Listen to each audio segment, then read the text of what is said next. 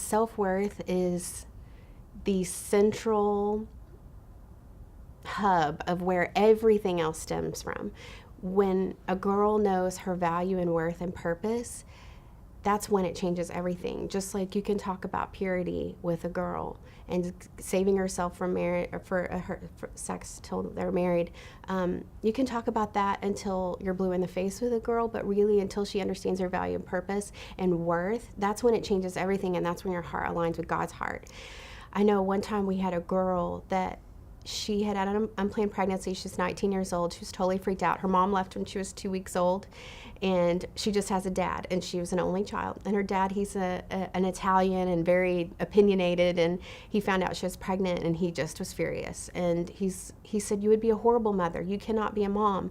And the baby daddy was in and out of jail, and it wasn't good. And he just said, you can do abortion or adoption. You're not going to be a mom. You're not doing this. And he even lined up a family for her to meet with, and she just knew that wasn't right.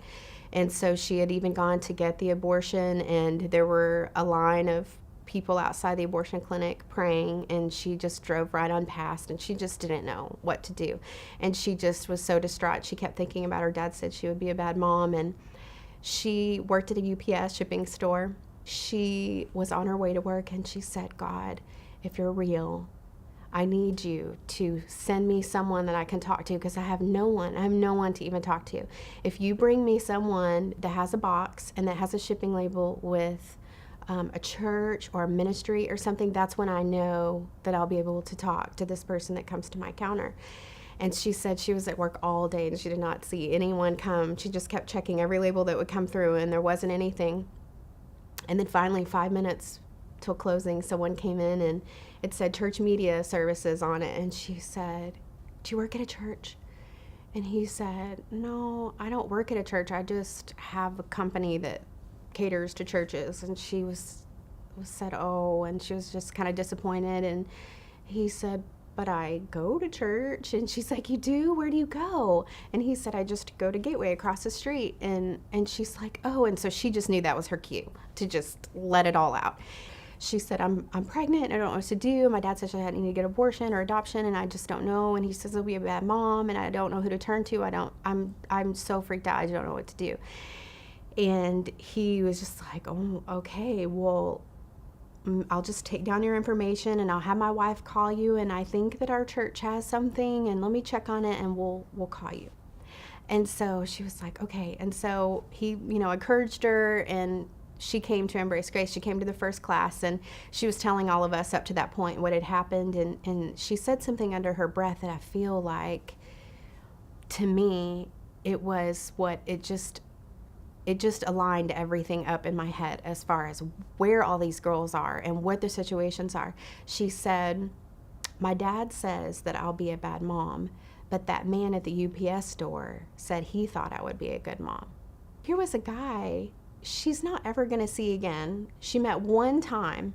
He probably didn't even pay attention to what he said. He just kind of casually let it out. It wasn't anything to be hung on a wall or, a deep scripture or any theology. It was just something so simple. "I think you'll be a good mom." And that was all she had to hold on to. There wasn't anyone in her life that could speak to her except for this one random guy at a UPS store. And that's when I realized that what these girls need, they need someone to say, "You can do it. You can do this. You will be a good mom."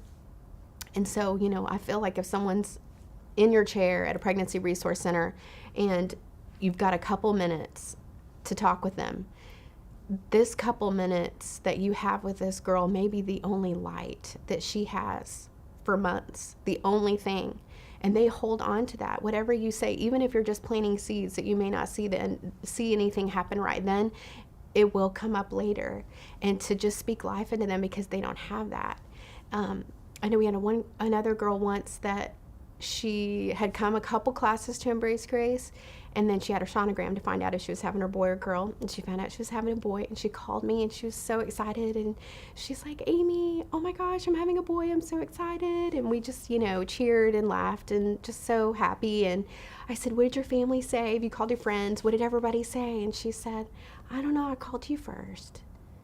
And I was like, oh my gosh, like thinking, me? I just met you like 2 weeks ago. And, that's a big day when you find out what you're having. And she was most excited to tell me. I am all she has to be excited with her. And these girls just are clinging to light and life. They need life words spoken over them. They need someone to encourage them and say, it's going to be okay, and you will be okay, and you will be a good mom, and you can do this. And I think that that is the most important thing, and just speaking life into them. And that's when, again, even if it's just a seed that's planted, that's huge for them. That's what they're needing right then, because they don't have anyone in their life to do that.